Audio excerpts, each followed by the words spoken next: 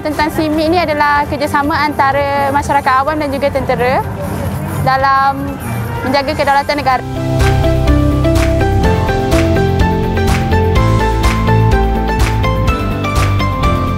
Melalui SIMIK juga, masyarakat dapat mengetahui apa tugas askar, peranan askar, alatan-alatan senjata yang askar ada.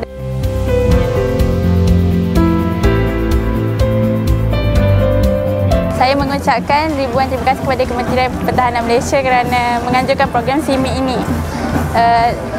Saya berharap agar akan datang ada lagi program seperti ini supaya masyarakat lebih terbuka dan menyedari bahawa pentingnya peranan Angkatan Tentera Malaysia dalam negara kita dan masyarakat dapat membuka minda mereka untuk lebih menghargai tugas-tugas perwira negara. Terima kasih Kementerian Pertahanan Malaysia.